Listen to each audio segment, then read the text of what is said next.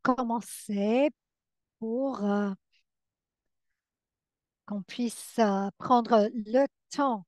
Merci beaucoup d'avoir pris le temps de vous joindre à nous cet après-midi pour notre webinaire sur la création d'un système de garde d'enfants antiraciste au Canada. Ce webinaire dispose d'une interprétation en français, donc si vous en avez besoin, il faut juste sélectionner euh,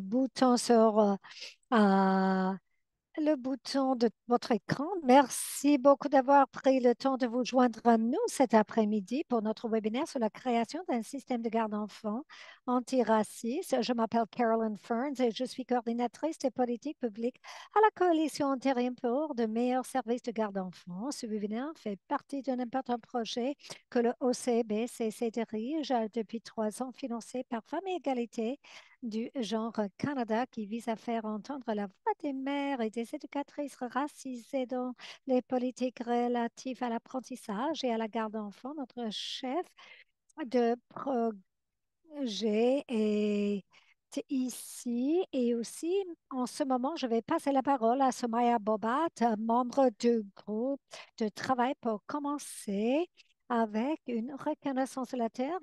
Merci, je m'appelle Sumaya Bobat, je suis éducatrice agréée de la petite enfance. J'utilise les pronoms elle et elle. J'aimerais commencer par reconnaître que la terre sur laquelle je vis aujourd'hui est le territoire traditionnel de nombreuses nations, y compris les nations Mississauga du Crédit, les Anishinaabe, les Chippewa, les Haudenosaunee et les Wendat, qui abritent maintenant de nombreux membres de Premières Nations, des Inuits et des Métis. Non, je voudrais réfléchir aux paroles de Carl Quinn, enseignant culturel, danseur traditionnel de Pawa et aîné de la nation de Saddle Lake. Le traité que nous avons et tous les traités ont été des promesses non tenues. Moi, je voudrais parler un peu de moi. Mes grands-parents ont émigré de l'Inde vers la Zambie alors qu'ils étaient très jeunes. Ils se sont installés en Zambie et c'est là que mon père est né. Je suis née en Angleterre où réside le côté maternel de ma famille. En tant d'origine indienne, mais née en Angleterre et ayant vécu toute mon enfance en Zambie, je sais continuellement de comprendre les impacts négatifs du colonialisme britannique en Inde et en Zambie. En tant qu'immigrante et personne non autochtone vivant au Canada depuis 14 ans, je reconnais que je dois continuellement chercher à comprendre l'histoire et la réalité actuelle des peuples autochtones dans le lieu où je réside maintenant. Je trouve dans la nature un véritable sentiment d'appartenance. En tant qu'enfant qui a été exposé au plein air dès son plus jeune âge, mon amour pour la terre, les plantes, l'eau et les animaux me fait réfléchir à nos relations et à nos liens avec les autres. Je comprends aussi qu'en tant qu'habitant de l'île de l'Être-Dieu, je dois apprendre la vérité et respecter la terre sur laquelle je vis. Je réalise aussi que j'ai beaucoup à apprendre. Il est donc ma responsabilité d'être conscient de ces différences et de les respecter. Mon engagement consiste d'abord, avant tout, de m'éduquer pour comprendre l'histoire et les réalités actuelles de l'impact de la colonie canadienne sur les peuples et les terres autochtones. À mesure que j'acquiers des connaissances et une meilleure compréhension, je peux plus à même de partager mon point de vue avec les autres et de discuter du colonialisme, de ses récupérations historiques et de l'oppression qui perdure. Permet également, de- Cela permet également de prendre conscience de ce qui se passe en ce moment même. Parler en sordide de l'injustice et de l'inéquité ne nous mènera pas à la liberté, à la paix, à la égalité. J'imagine un monde où tout le monde se rassemble dans la solidarité pour travailler à la lutte contre l'oppression, le racisme et l'équité. Mais comment pouvons-nous atteindre la liberté alors que les personnes sont encore colonisées, déplacées et opprimées ici dans le monde entier? Je pense au discours que Nelson Mandela a prononcé en 1997 lors de la Journée internationale de la solidarité, et je cite, mais nous savons trop bien que notre liberté est incomplète sans la liberté des Palestiniens. Toutes nos luttes pour la liberté sont liées. Je vous remercie.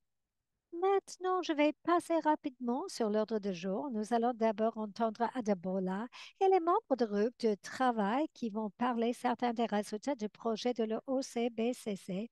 Ensuite, nous aurons une discussion entre experts euh, sur un panel qui vont présenter trois projets de tout le pays sur le changement systémique. Pourriez-vous poser vos questions de la fonction de questions-réponses et elles seront posées par notre modératrice. Ensuite, nous aurons une courte présentation vidéo et nous conclurons notre session. Oh, je voudrais passer le micro à Adebola Adefoye pour qu'il puisse parler de notre projet de lutte contre le racisme de la coalition ontarienne pour de meilleurs services éducatifs et à l'enfance. Merci tout le monde. Je m'appelle Adeboya Adefoye, je suis éducatrice agréée de la petite enfance et coordinatrice du projet de lutte contre le racisme à la coalition ontarienne pour de meilleurs services de garde d'enfants. Je vais donner un bref aperçu de notre projet de lutte contre le racisme. Nous avons démarré le projet en 2021 avec un pour objectif de centrer les voix des mères et des éducatrices et éducateurs racisés dans l'élaboration de la réponse et du rétablissement des services de la garde d'enfants en Ontario. L'objectif du projet, c'est de s'attaquer aux obstacles systémiques en augmentant les réseaux sur les collaborations afin d'accélérer le changement systémique et de faire progresser les politiques et les pratiques inclusives. Au cours de la première phase, nous avons procédé à une analyse documentaire et à une analyse sectorielle. Au cours de la deuxième phase, nous avons mené des consultations communautaires dans cette région clé de l'Ontario et recruté 17 membres de groupes de travail qui ont collaboré pour mener des recherches plus approfondies sur les thèmes mis en évidence lors des consultations. Ils ont également formulé des recommandations en matière de programmes et de politiques à l'intention du gouvernement de l'Ontario. Au cours de la troisième phase, nous avons commencé à diffuser les principales recommandations. Nous avons créé des fiches d'information, réengagé les membres de la communauté, organisé des réunions avec les députés, des réunions au réseau en Ontario et un webinaire pan-canadien. Pour en savoir plus sur le projet, vous pouvez visiter notre site web. Pour discuter des recommandations qui ont été co-créées au cours du projet, je vais passer le micro à trois membres du groupe de travail pour qu'elles discutent certaines des recommandations. Tout d'abord, nous avons Tammy. À vous la parole, Tammy. Bonjour, je m'appelle Tammy Ninja Cause et je suis éducatrice en Ontario et je suis ici aujourd'hui pour partager les points forts des recommandations du gouvernement. Une stratégie clé consiste à répondre aux besoins de notre main-d'œuvre dans des conditions salariales. Nous recommandons un salaire provincial de départ de 30 dollars l'heure pour les éducatrices et éducateurs de la petite enfance inscrits et 25 l'heure pour le personnel qui n'est pas, qui sont pas éducateurs ou éducatrices inscrits.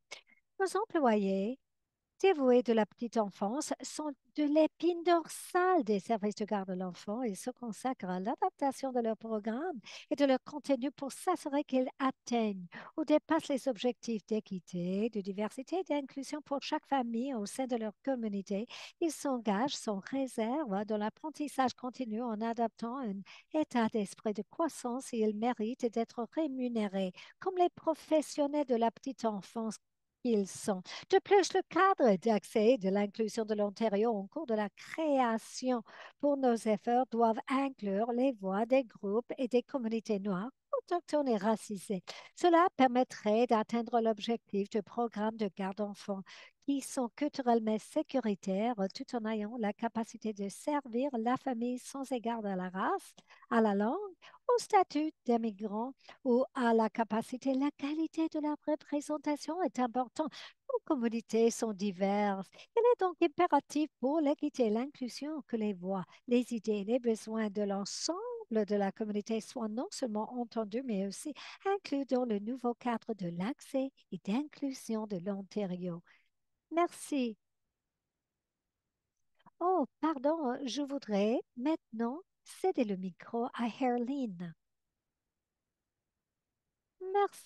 Merci Tammy pour avoir partagé ces quatre recommandations. Moi, je vais parler sur la formation post-secondaire, les choses qui sont sorties de notre groupe de travail. Donc, nous avons plusieurs programmes, les excellents candidats. Et puis, l'idée, c'est de décoloniser les principes antiracisme et ça va être comme un cours sur les pratiques antiracistes.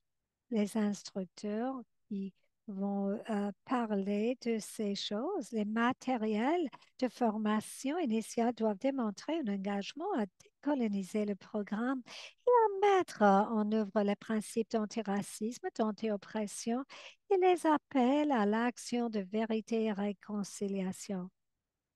Il faut avoir aussi euh, les différents stages payés, surtout quand il y a les femmes qui font ce travail. L'autre recommandation, ce sont les voies pour atteindre les voies d'accès aux informations d'identification avec les différents stages. Ça doit être, ça c'est pour accroître l'accessibilité au programme de formation initiale et de reconnaître une vérité de voie d'accès au titre compétent pour les étudiants. Bonjour tout le monde, je m'appelle Tanis Donaldson et je suis éducatrice agréée de la petite enfance et membre du groupe de travail sur ce projet. Il y a tellement de recommandations dont je peux parler, mais aujourd'hui, je vais me concentrer sur quelques-unes des recommandations.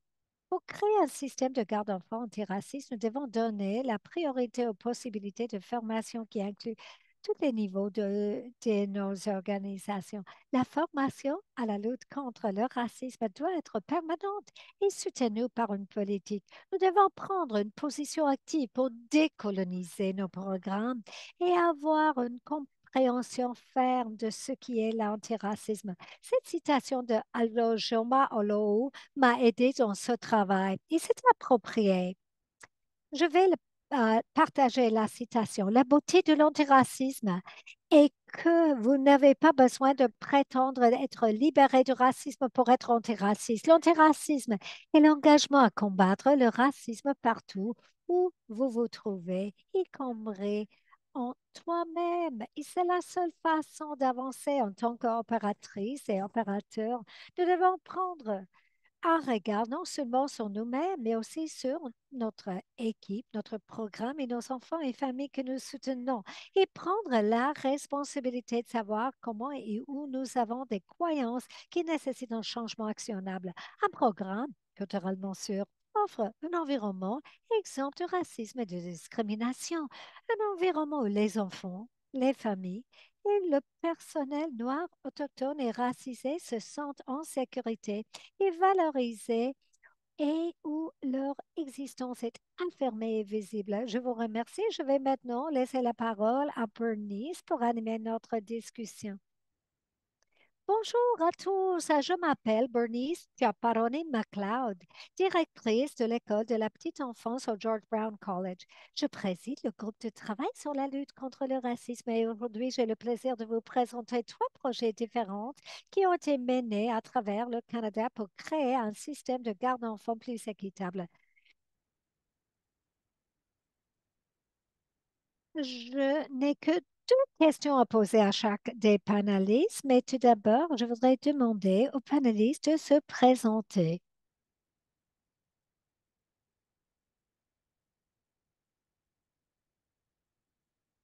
Je peux passer. Je m'appelle Gabriela Cervantes, mes pronoms sont elle et elle. Je suis ravie d'être ici. Je me trouve sur les territoires non cédés des peuples salish, y compris les Squamish, Tsleil-Waututh et Musqueam. Aujourd'hui, je vais présenter un projet un projet sur la garde d'enfants dirigé par Oxfam Canada. Je serais ravie de parler pour ce que nous pouvons faire pour lutter contre le racisme. Prochainement, nous, je m'appelle Sanzeda Zabid, mais prononçons elle et elle. Je travaille à PIRS, Pacific Resource Immigrant Society. Nous allons parler d'un projet qui s'appelle bâtir un système de garde d'enfants qui travaille pour les femmes et pour les réfugiés. Ça, c'est en Colombie-Britannique. Moi, je me trouve sur les territoires non cédés et on sait trop, trop des peuples coast salish d'où je me trouve. C'est la terre de plusieurs nations, y compris Caxi, Simiamo et Kwantlen. Et les nations Kwantlen, Itstlel-Waututh. Et c'est intéressant, Gabriella aussi travaillé sur le projet pour un moment. Merci, c'est tout un plaisir d'être ici. Et Margaret, pourriez-vous vous présenter brièvement? Margaret. Oui, bonjour, je m'appelle Margaret. Je me trouve à New Westminster, en Colombie-Britannique. Moi, j'ai travaillé sur CLJ, PRJ avec Zandida, deuxième groupe, et je suis ravie. Et je vous remercie pour l'invitation. J'apprécie votre présentation. Nous avons Sultana aussi, hein? Oh, pardon, pardon. Sultana, pourriez-vous vous présenter? Bonjour, je m'appelle Sultana. Inaudible. Je travaille sur un programme de plaidoyer pour le travail, pour l'accessibilité pour les femmes racisées et de faible revenu. Et puis, on travaille sur les subventions concernant la garde d'enfants. On travaille avec les autres organisations. Notre je suis là pour parler des besoins d'un processus de garde d'enfants qui est inclusif, surtout pour les femmes et les immigrants. Merci, merci. Pardon. Alors, Zanzida, Zanzida, qu'est-ce qui rend votre projet spécial? Je vais commencer avec vous. Merci, merci. Le nom du projet, c'est bâtir un système de garde d'enfants parce que le système actuel ne travaille pas pour les femmes racisées. Donc, c'est un projet de 2 ans et demi. C'est pris par PIRS, Pacific Immigrant Resource Society. C'est financé par Femmes et Égalité du genre Canada. Et puis, c'est une question de récupérer des effets de la COVID-19. Notre travail est fait pour créer un système où nous regardons le système holistique et l'intersectionnalité du système de garde d'enfants avec les autres systèmes. Donc, on a bâti des relations, on a travaillé avec les décisionnaires politiques et les autres parties prenantes. Mais le projet s'agit de travailler ensemble avec les femmes racisées et leurs expériences avec le système de garde d'enfants. Ce sont les femmes avec les différentes origines qui ressemblent pour comprendre les obstacles intersectionnels qui se trouvent dans le secteur de garde d'enfants. Et ça, c'est pour travailler ensemble pour co-élaborer les solutions. Donc, on travaille avec les femmes racisées en tant qu'experts, mais plusieurs femmes réfugiées, y compris les nouveaux arrivants et les migrants, ils sont assez isolés. Ils se sont perdus dans une nouvelle culture. Ils ne se sentent pas un sens d'appartenance. Donc, on a formé trois différents cohorts, plus de 51 femmes racisées. On a fait un programme de formation. C'était une formation qui travaille sur les changements de politique, l'élaboration des politiques et euh, quelques différentes astuces. Par exemple, comment raconter des histoires et comment faire le plaidoyer, la défense des intérêts et de bâtir les compétences pour l'action. On utilise une approche axée sur le traumatisme pour créer un espace sécuritaire pour les femmes racisées, pour qu'ils puissent se rassembler et collaborer les solutions. Nous créons des plateformes et nous partageons les plateformes pour qu'ils puissent partager leurs préoccupations. Donc, pour la même raison, nous avons invité Marguerite qui va partager ses perspectives et son expertise, ses solutions pour créer un système de garde d'enfants qui est éclairé des principes antiracisme. Donc maintenant, Margaret, pourriez-vous partager pour vous, Margaret, quelle est la recommandation ou expérience ou la leçon plus importante tirée de votre projet sur la façon de modifier le système pour lutter contre le racisme dans le service de garde d'enfants? Moi, je suis mère. Je suis venue en tant que femme enceinte. Je suis membre d'un groupe minoritaire. Quand je suis arrivée au Canada, je connaissais personne. Je n'avais pas de la communication avec les personnes. J'étais enceinte et je suis noire. Et aussi, j'ai ressenti de la discrimination en tant que femme monoparentale.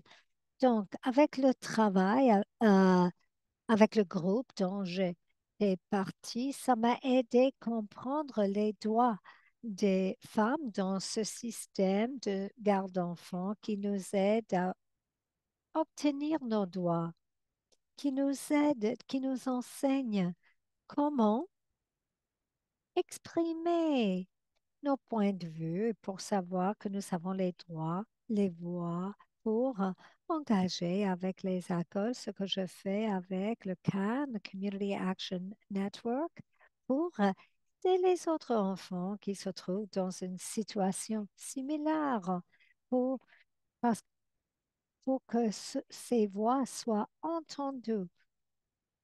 Donc, par le biais de LCG, ce programme m'aide à comprendre et avoir la voix et passer la voix pour défendre des intérêts sur le système de garde d'enfants. C'est quelque chose que nous avons fait. Je suis bien contente du groupe auquel j'étais membre parce que ceci nous aide à comprendre à nous-mêmes ce que nous allons faire, ce que nous allons réaliser. Et par le biais de ceci, moi, j'étais élue dans un comité dans la ville de Nouveau-Westminster pour défendre des intérêts des gardes d'enfants, pour dire c'est ce que nous avons besoin. Les différentes langues, les différentes couleurs, on n'a pas besoin de, de la discrimination du passé, comment ces choses ont été faites auparavant parce que vous ne savez pas comment parler l'anglais. Dans notre groupe, moi, j'ai vécu l'expérience comme tous les étrangers. Tout le monde a une deuxième langue. Peut-être ils ne connaissent pas l'anglais, mais par le biais du groupe, ceci a souligné, nous a aidé à comprendre l'anglais. Donc, je veux que le groupe reste. C'est partie de notre guérison. Quand vous entrez dans cet espace, Peut-être vous êtes venu par le biais d'autre chose, quelques-uns par le biais de travail, tandis que les autres sont venus en tant que réfugiés, les autres en tant que visitants. Donc, c'est maintenant le moment de guérison. C'est ce que je crois, parce que je pense que ça change nos histoires. Nous avons une expertise vécue, parce que quand on vient, quand on partage nos histoires, ça nous aide avec notre guérison mentale. Pour moi, par exemple, comme je suis victime de la torture, quand j'ai rejoint le groupe. J'étais isolée. Alors, j'ai rejoint le groupe avec les autres mères. On a échangé nos histoires et comme ça, nous sommes devenus une ressource de changement. Quand je vous raconte mon histoire, vous me racontez votre propre histoire. Alors, ça amène un résultat de changement. Aussi, j'ai des opinions des gouvernements parce que je ne veux pas, pardon, ces fiches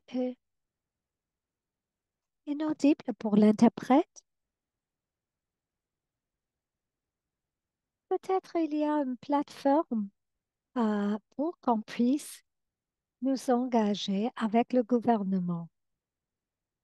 Il faut se défendre aussi par le biais de CLG. Ça m'a aidé d'être oratrice et d'être activiste, militant dans le domaine de logement, de garde d'enfants. Et je peux défendre des intérêts pour les groupes.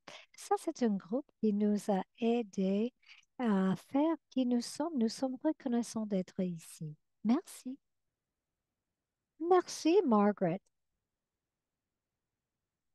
Wow, c'était vraiment puissant. Ça capture l'essence du projet.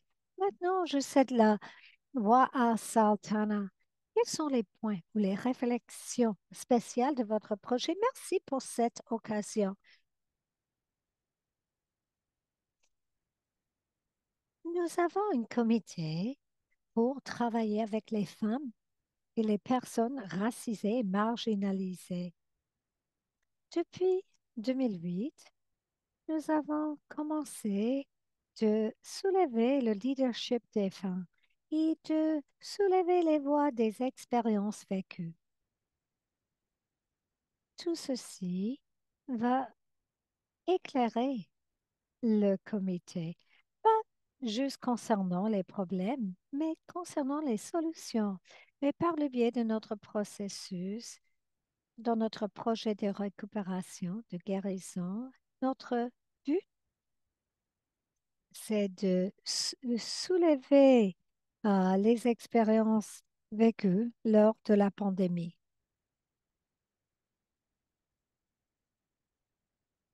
Donc, nous travaillons dans un processus pour engager avec les femmes leaders. 253 femmes ont participé dans notre projet et ils ont partagé avec nous comment ils ont été impactés lors de la pandémie. Et les femmes qui ont été impactées dans plusieurs manières, la violence avec le logement, avec les autres impacts, y compris la garde d'enfants. Et ça, c'est un enjeu à long terme. Notre but, c'est d'améliorer par le biais des subventions pour les gardes d'enfants. Parce que si ce n'est pas disponible pour les femmes, elles ne peuvent pas aller de l'avant. Donc, on parle de la garde d'enfants universelle. Le programme de 10 dollars par jour, parfois, c'est même pas possible pour quelques femmes. Donc, l'idée, c'est de voir quel est le message qui doit être transmis à chaque partie prenante pour aider les femmes à faible revenu. Ils doivent être aidés par le biais des subventions. Même si les femmes cherchent la garde d'enfants et ceux et celles qui travaillent dans ce secteur, ils trouvent que le travail dans ce domaine est contractuel. Donc, les femmes, ils ont abordé leurs préoccupations pour voir comment faire une amélioration. C'était une question de s'asseoir avec les décideurs politiques pour qu'ils puissent comprendre la situation, pour que les responsables sachent quel est le soutien. On a essayé d'aborder ceci, le travail de garde d'enfants, de travailleurs dans le domaine de la petite enfance en tant qu'éducateur et éducatrice. Nous voulons que le travail nous paye ce qu'on appelle un salaire décent et aussi pour fournir la garde d'enfants pour les personnes à faible revenu. Donc, ces choses sont faisables. La garde d'enfants, c'est comme un investissement. Davantage de femmes peuvent entrer dans le marché du travail. Donc, lors de cette période de la pandémie, nous étions confrontés par plusieurs enjeux. Et puis, on a regardé l'intersectionnalité, comment les femmes sont exclues du système, tous les programmes politiques et qui doivent être changés. Pardon, je n'ai pas amené un exemple. Je voudrais juste dire une des choses. Les femmes se sentent tellement impuissantes quand ils viennent. Mais en partageant leurs expériences vécues, ça commence à les aider. Ce sont les mécanismes par les biais nous pouvons élever les voix des femmes dans les décisions. Et je sais que nous avons un long chemin à parcourir. Mais avec les différentes groupes comme la Coalition ontarienne pour de meilleurs services éducatifs à l'enfance et les autres groupes, nous pouvons élever les voix de ces femmes.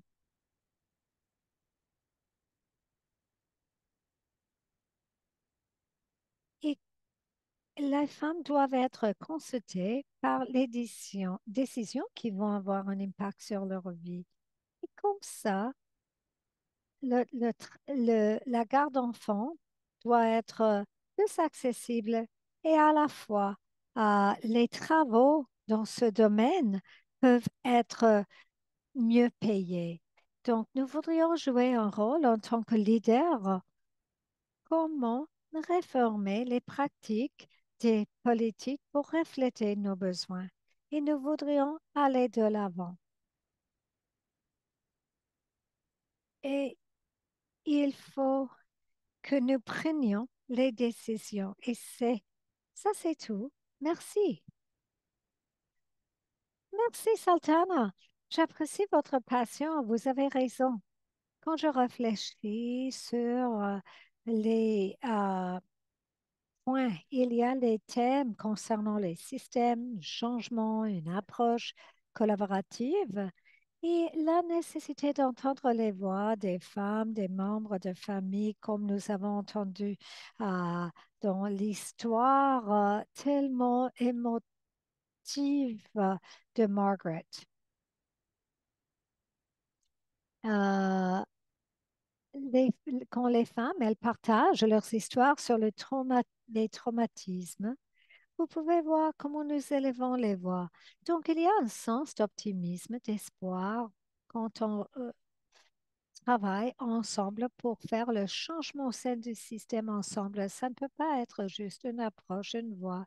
C'est une approche avec plusieurs différents euh, euh, aspects. Et je pense aussi à la volonté politique et les responsabilités politiques pour bâtir tout ceci. Donc, j'ai une dernière question. Ça, en revenant à Gabriella, quelles sont les leçons apprises? Quelles sont les recommandations qui sont vraiment importantes, Gabriella? Merci, merci. Je pense que avec notre projet, avec Oxfam Canada, on n'est pas sur les premières lignes comme Soro et PRS ou les autres projets, mais ce que nous avons fait, il y en a eu beaucoup de succès. Ça, c'est pour jeter les bases, pour fusionner les expériences vécues avec la recherche, pour produire les données probantes qui peuvent informer les décisions politiques. Donc, on travaille avec des différentes organisations, Child Resource Research Unit. On travaille avec eux pour élaborer les recommandations des politiques pour bâtir un système de garde d'enfants plus inclusif. Donc, Oxfam Canada, en mai 2023, a reçu, a rassemblé avec plus de 80 différents participants lors d'un sommet. Leurs recommandations étaient incluses dans un document de recherche. Les apprentissages se trouvent dans cette recherche et nous travaillons d'arrache-pied pour que ça soit accessible pour les défenseurs de défense d'intérêt. Nous avons lancé plusieurs campagnes où nous avons des appels à l'action directe pour que les militants participent.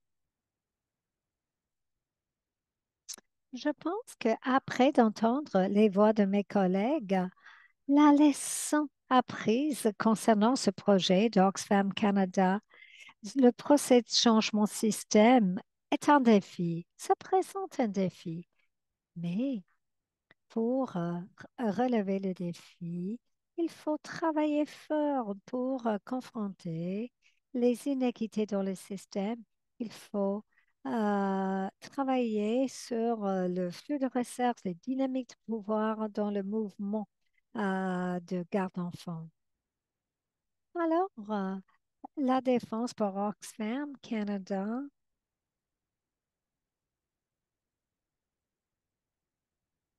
et ça, c'est d'aller pour une garde d'enfants qui n'est pas sans profit.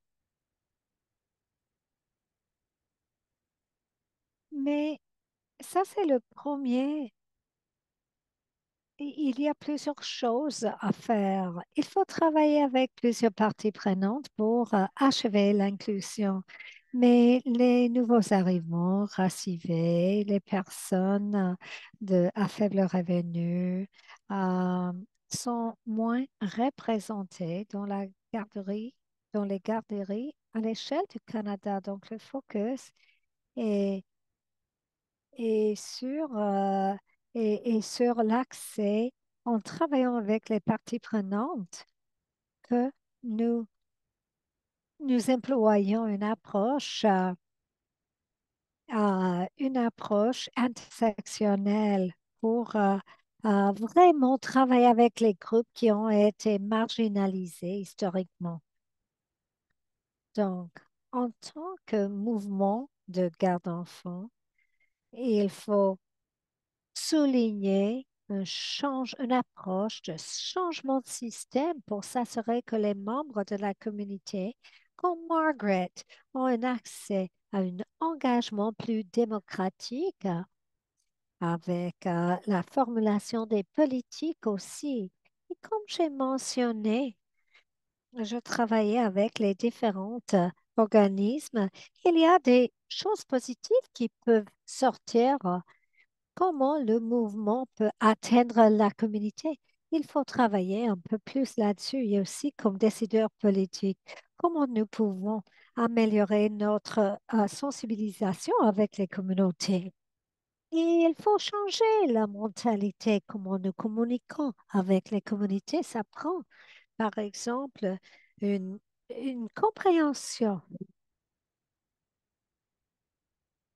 Peut-être il y a les personnes avec lesquelles nous travaillons qui travaillent le soir. Peut-être il faut tenir une réunion très tard. Peut-être ils ont besoin de davantage de soutien pour comprendre comment marchent les politiques au Canada. Donc, je vais juste céder la parole maintenant. Mais c'est une question de changement de système. C'est essentiel pour changer la manière dont nous travaillons en bâtissant le système de garde d'enfants. C'est nécessaire pour questionner comment nous avons fait les choses dans le passé et comment nous pouvons aller de l'avant pour avoir un système de garde d'enfants inclusif. Oui, absolument. Très bien dit. J'apprécie ceci, Gabriela. Merci. Wow, c'est un travail extraordinaire que vous avez tous fait. Maintenant, je voudrais ouvrir la session aux questions des participants. Vous pouvez poser vos questions. Je vois qu'il y a quelques questions qui ont été posées. Caroline, est-ce que... Oui, oui. Euh, oui, pourriez-vous ouvrir les questions et réponses? Et vous pouvez choisir quelques questions. Oui, je peux le faire. Oh ben, allez-y, allez-y. OK. Donc, une des questions, comment le secteur euh, de garde d'enfants, comment le secteur généralement peut promouvoir l'équité, diversité et inclusion? C'est une question de bâtir les systèmes et de penser au niveau de pré-service, ce qui est disponible pour les étudiants pour qu'ils puissent entrer dans leur domaine, pour réfléchir comment euh, on va équiper les élèves, les étudiants avec une connaissance et une compréhension. Et qu'est-ce qui se passe pour les opérateurs, les opératrices? Quelle est la connexion avec la législation? Il faut avoir les règlements mis en place. Il faut avoir le financement parce que ce ne sont pas les opérateurs et superviseurs qui doivent mettre leurs propres ressources. Il faut avoir les services disponibles. Nous réfléchissons comment nous pouvons créer des capacités, comment renforcer les capacités en regardant les perspectives. Donc, pour mieux promouvoir l'équité, diversité et l'inclusion, il n'y a pas une recette magique. Il n'y a pas juste une seule réponse, ni une approche uniforme pour tout le monde. Il y a plusieurs aspects. Ça vient avec la participation des différentes parties prenantes pour donner leur expertise, leurs compétences, leur recherche aussi. C'est une question de développement de politique. Je ne sais pas si les panélistes veulent répondre.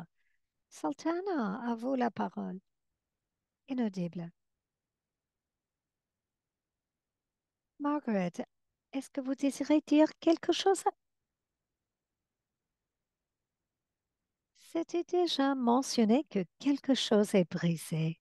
Le système de garde d'enfants est brisé. La seule solution, c'est de rebâtir, réélaborer tout ce système avec l'équité, diversité et inclusion.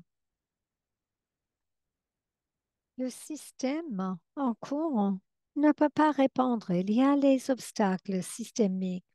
Notre préoccupation, c'est qu'on a vu cet enjeu. Ensemble, nous pouvons travailler pour avoir une influence là-dessus. Nous sommes humains. Il faut, nous, il faut que nous réactivions pour bâtir un nouveau système.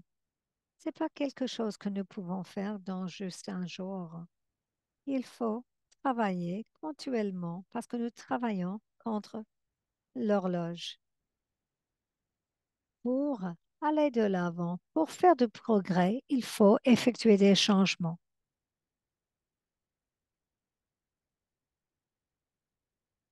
Merci, Sultana.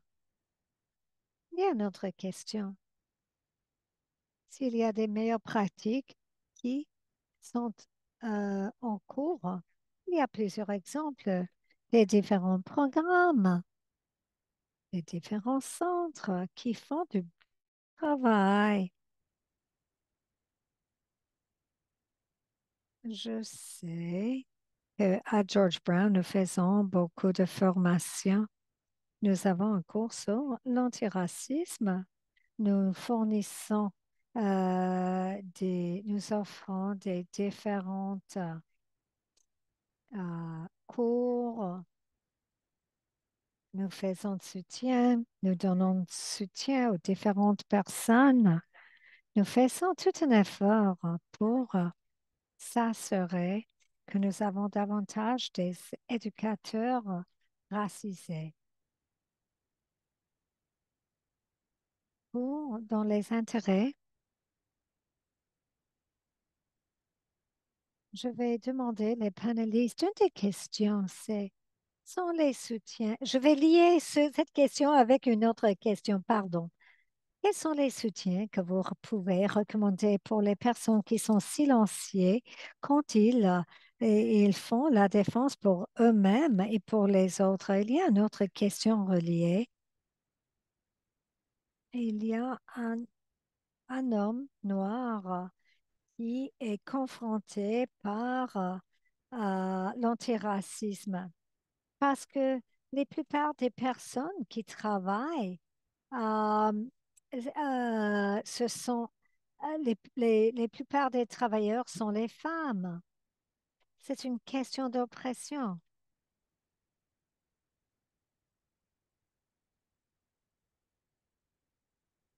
Et il y avait aussi une question sur l'épuisement. Quand il y a une voix, par exemple, qu'est-ce que vous pouvez faire là-dessus? Je vais demander à une des panélistes, pourriez-vous répondre à cette question, aux questions que j'ai unies? Ben, je pourrais juste répondre à ceci. La chose, c'est comme ça. Pour moi, je me rappelle, j'étais confrontée par plusieurs choses. Je me rappelle devant mes enfants. Ils ont dit, il n'y a pas de garde-enfant pour les personnes noires. J'étais enceinte avec ma deuxième fille, ma euh, inaudible. Maman, euh, tu as été confrontée par ceci. Donc, ce que je peux toujours dire, c'est une question de former le personnel parce que ceci m'a affecté quand je voulais juste parler du système de garde d'enfants. Je parle souvent de mon expérience vécue, l'expérience, les expériences auxquelles moi j'étais confrontée. Parce que quand vous êtes dans euh, si vous êtes dans ma peau, vous pouvez voir la situation. Il faut utiliser les stratégies d'apprentissage inclusif. Moi, ça c'est mon expérience avec eux. Donc, quand je défends des intérêts, ce sont les choses que ceci m'a donné. Cela m'a donné une force pour lever ma main, pour élever ma voix. C'est ce que j'ai. Merci beaucoup. Merci. Je voudrais juste ajouter un point pour la première question. Qu'est-ce qu'on recommande pour les personnes dans le secteur?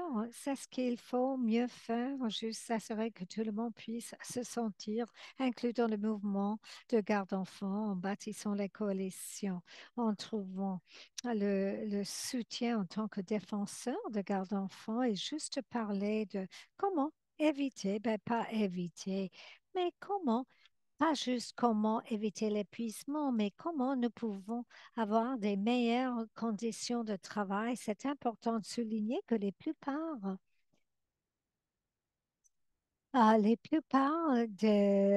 du euh, force de travail, c'est composé par les femmes.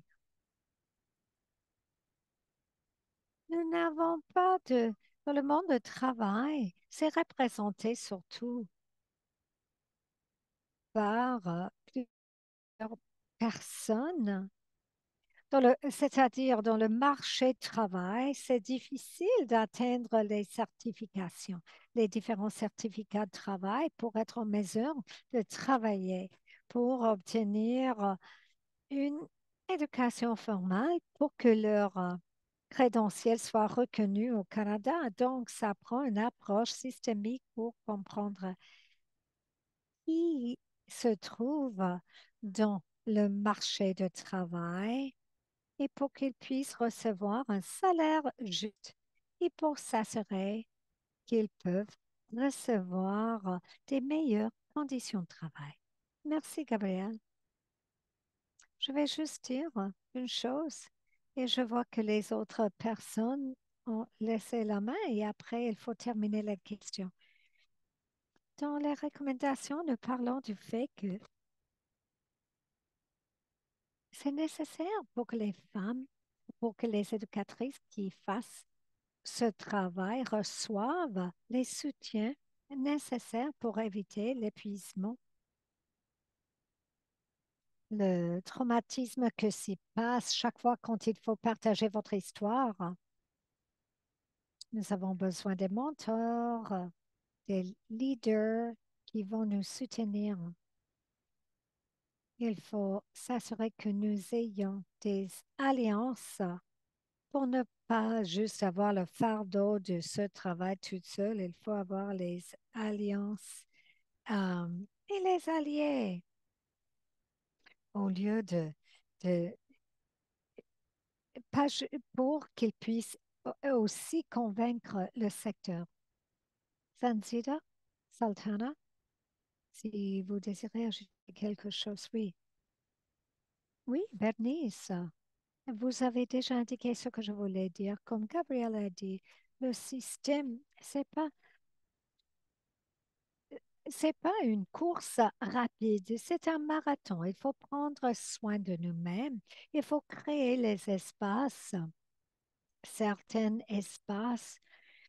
On ne peut pas juste le faire toute seule. Comme Somaya a dit, qu'il y a la reconnaissance des territoires, c'était vraiment intéressant. Aussi la réflexion, nous avons besoin de ceci constamment. Il faut lever les autres, il faut se lever les autres, bâtir les alliances, comme vous avez mentionné, décoloniser notre esprit. Commençons avec nous-mêmes, avec le système, avec les pratiques. Le travail des femmes a été sous-valorisé.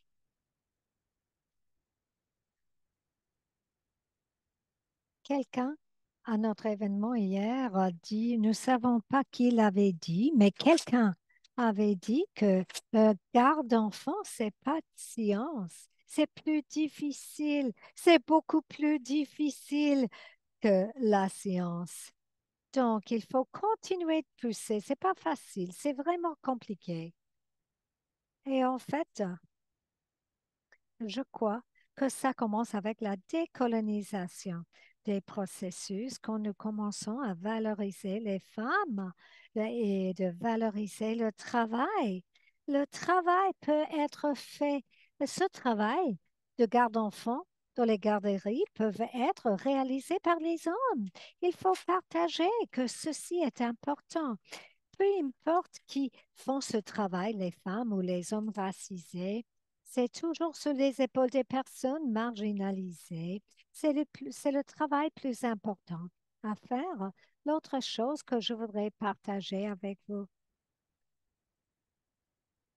nous sommes ici parce que le Canada a besoin de nous. Nous dépendons des femmes racisées pour travailler sur les générations du futur.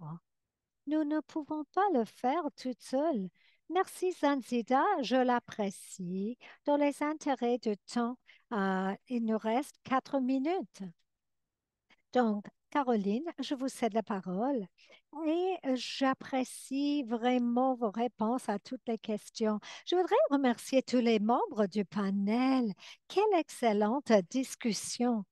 Nous voudrions aussi partager une vidéo qui a été faite spécialement aujourd'hui par Shamar Cougar, une des stagiaires.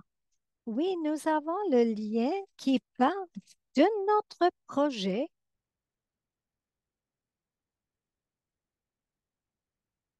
Le projet antiracisme est important parce qu'il met en évidence les obstacles systémiques présents dans notre système de garde d'enfants et appelle les partenaires de la garde d'enfants à agir pour y remédier. Le projet est important parce que les problèmes ont été mis en évidence et que les recommandations ont été créées par des éducateurs et des mères racisées, ce qui offre une perspective clé souvent absente dans des initiatives similaires. Un autre point important qui distingue ce projet est l'action qu'il met sur le changement systémique, déplaçant la responsabilité des individus vers les organisations et les gouvernements. Si les changements dans les pratiques individuelles peuvent avoir des résultats positifs, les changements systémiques peuvent avoir des effets considérables sur les enfants et les familles. En tant qu'étudiante internationale, incertaine de ce que l'avenir me réserve, je consacre mon temps ici en Ontario à assurer des environnements de garde d'enfants antiracistes de qualité et à améliorer les conditions de travail des éducateurs de la petite enfance en défendant et en soutenant ce projet en tant qu'étudiant, rejoignant le mouvement parce que nos voix comptent dans cette campagne. Je pense que ce projet était vraiment important et ce qui a le plus résonne avec moi, c'est l'aspect de bâtir ou de la construction de la communauté au début d'un projet. Nous avons rassemblé tant de voix et d'expériences diverses et les gens étaient vraiment très vulnérables dans leur partage et cela a rassemblé la communauté comme je ne l'avais jamais vu auparavant. Je crois fermement que ce projet est très important parce qu'il a été conçu pour amplifier les voix des mères et des éducatrices racisées et qui a également offert à beaucoup d'entre nous l'occasion de renforcer notre leadership et notre intérêt pour la défense des droits et d'utiliser directement nos compétences dans l'animation de forums communautaires, de réunions, de réseautage des différentes députés et d'objectifs éducatifs alors que nous continuons à diffuser les recommandations de programmes et de politiques élaborées dans le cadre du projet. Merci beaucoup à tout le monde. On pourrait avoir au moins 2 heures pour ce webinaire, donc je vais céder la parole à Jess, mais je voudrais remercier tout le monde, tous les panélistes, tous les travailleurs et surtout Adabola qui a dirigé ce projet lors des derniers 3 ans avec beaucoup de cœur et dédication et beaucoup de souplesse. Jess, je vous cède la parole. Merci beaucoup. Je m'appelle Jess Thomas, je suis éducatrice inscrite et membre du groupe de travail. Je voudrais appeler l'attention à vous tous. Rappelez-vous, un mardi en mars, plus de 200 personnes étaient ensemble pour nous transformer. Vous n'êtes pas toute seule dans ce travail. Je suis vraiment fière de l'OCPCC, le groupe de travail, Adebola, tous les participants pour la création de ces recommandations. Ce n'est pas un travail facile, hein? Mais la générosité dont les personnes ont partagé leurs expériences vont avoir beaucoup d'impact sur le secteur de la petite enfance.